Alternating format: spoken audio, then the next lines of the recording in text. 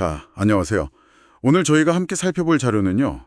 이 현재 금융시장의 어떤 모순점 이런 걸 좀 정면으로 다루고 있어요. 시작부터 좀 흥미로운 비유가 나오는데 일본 20년 만기 국채금리 상승을 탄광소 카나리아다 이렇게 표현하더라고요. 이게 왜 그냥 일본만의 문제가 아니고 전 세계 금융 시스템에 대한 뭐랄까 경고 신호일 수 있는지 특히 달러 위상 변화랑 맞물려서요. 생각해볼 지점인 것 같습니다. 아, 네. 그 비유가 상당히 의미심장하죠. 이게 전통적인 안전자산, 그렇게 여겨졌던 일본 국채 시장이 불안정하다는 건 단순히 금리가 올랐다 그 이상이라는 거죠. 그렇죠. 투자자들이 뭔가 더 깊은 위험, 어쩌면 이 시스템 전체에 대한 우려 같은 걸 감지하고 있다? 그런 반영일 수 있다는 거고요. 자료에서도 그 점을 중요하게 보고 있습니다. 아니 근데 정말 좀 고개를 갸웃하게 되는 건 바로 이 지점이에요.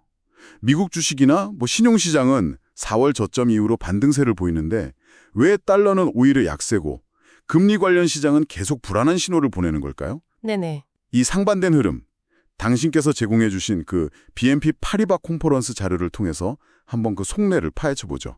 이 자료들은 어떤 핵심 요인을 좀 지목하고 있나요? 자료의 핵심 진단은 이거예요. 단기적으로 보면 그 미국의 대규모 재정 부양책 있지 않습니까? 소위 거대한 아름다운 법안이라고 불리는 거요. 네. 이런 정책들이 일단 주식시장에는 활력을 불어넣고 있다 이거죠. 제닛 옐런이나 레이 달리오 같은 사람들이 언급했던 그 경기 부양 기대감. 네, 그런 기대감. 하지만 동시에 바로 그 정책들이 가져올 막대한 재정 적자, 또 부채 증가, 이게 장기적으로는 불안 요인이라는 거예요. 그래서 그게 금리 상승 압력이나 달러 약세로 나타나고 있다. 이런 분석입니다. 그러니까 단기적인 활력하고 장기적인 부담 사이의 어떤 긴장감, 이게 지금 시장의 좀 이중적인 모습을 설명하는 핵심 열쇠다. 이렇게 볼 수 있겠습니다. 그러니까 단기적인 파티 분위기 뒤에 청구서 걱정이 숨어 있다 그런 느낌이네요. 네, 맞습니다. 특히 자료에서는 그 긴축된 노동시장이라든지 관세로 인한 인플레이션 압력 같은 것까지 언급하면서 이 재정 부담의 무게를 더 강조하고 있고요. 그럼 이런 불확실성 속에서 자료가 제시하는 투자 전략 방향은 뭔가요? 네, 바로 그 불확실성 때문에 자료는 지금 공격적인 베팅 이런 것보다는 좀 신중하자는 쪽이에요. 신중함. 핵심 키워드는 두 가지입니다.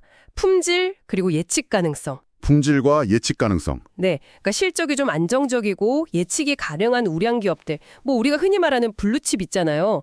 거기에 좀 집중하라는 조언이고요. 그리고 채권 투자, 그러니까 고정 수입 쪽에서는 듀레이션을 짧게 가져가라고 강조합니다. 듀레이션이요. 그 금리 변화에 대한 민감도 말씀이시죠? 네, 맞아요. 그 듀레이션이라는 게 금리가 변할 때 채권 가격이 얼마나 민감하게 움직이냐는 건데 이걸 짧게 가져가라는 건 금리가 오를 때 가격 하락폭이 좀 상대적으로 적은 단기 채권 중심으로 투자해서 위험을 관리해라 이런 의미죠. 아하. 자료에 따르면 투자자들이 이 장기 듀레이션 채권에 대한 우려가 상당히 크다고 해요. 그렇군요. 이런 신중한 접근이 단순히 개별 자산 선택의 문제를 넘어서 더 큰 거시경제적인 변화하고도 연결되는 것 같네요. 자료에서 언급된 이민 문제라든지 노동시장 변화, 관세, 그리고 더 나아가서는 탈세계화 흐름 같은 것들 말이죠. 정확히 보셨습니다.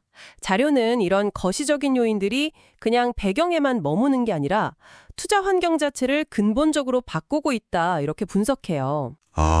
특히 탈세계화랑 맞물려서 국가 간의 어떤 경제전쟁 가능성까지 거론되는데 이게 과거와는 다른 금리 구조를 만들 수도 있다는 거죠. 경제전쟁이요? 네.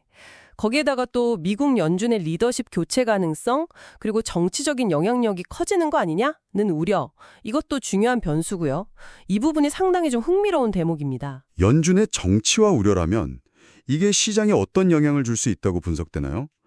단기적으로는 돈을 더 풀 거다, 통화 완화 기대감을 줄 수도 있겠지만 장기적으로 보면 중앙은행의 신뢰도 자체를 흔들 수 있다는 그런 양면성이 있지 않습니까? 바로 그 점입니다. 그게 시장의 복잡성을 더하는 요인이죠.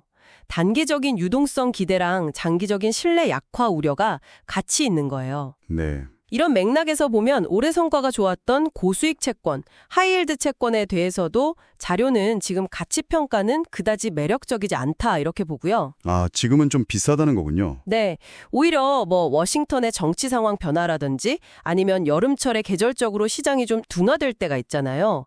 그때가 향후에 더 나은 진입 기회를 줄 수도 있다. 이런 시각도 제시합니다. 마지막으로 짚어볼 점은 그 자산 간의 상관관계 자체가 변하고 있다는 분석이네요. 아, 네. 중요한 포인트입니다. 과거에는 주식이 오르면 채권은 내린다. 이런 공식 같은 게 당연했는데 이제 그게 꼭 그렇지 않다는 의미로 들리네요. 네, 맞습니다. 매우 중요한 지적이고요.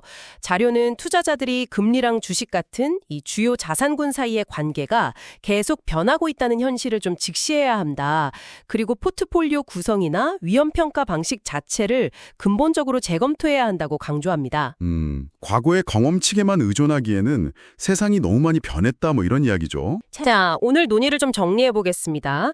당신께서 제공해 주신 자료를 통해 본 현재 금융시장은 미국의 재정정책 방향, 또 탈세계와 같은 글로벌 환경 변화, 중앙은행 정책의 불확실성, 그리고 변화하는 자산 간의 관계, 이런 여러 실타래가 정말 복잡하게 얽힌 상황 속에서 길을 찾고 있는 모습입니다. 그렇습니다. 따라서 당신의 투자 결정을 위해서는요. 이런 거시적인 흐름, 그리고 시장 내부의 역학관계를 깊이 이해하는 것이 정말 필수적입니다. 네, 자료가 계속 강조하듯이 불확실성이 높을 때는 투자의 기본 원칙, 즉 품질과 예측 가능성에 집중하고 특히 금리 변화에 민감한 장기 듀레이션 관련 위험은 아주 신중하게 관리할 필요가 있겠습니다. 네, 마지막으로 오늘 논의를 바탕으로 당신께서 한번 곱씹어볼 만한 질문을 던져보면서 마무리할까 합니다. 자료에서 언급된 그 연준의 정치적인 환화, 경제전쟁 같은 이런 새로운 환경 속에서요.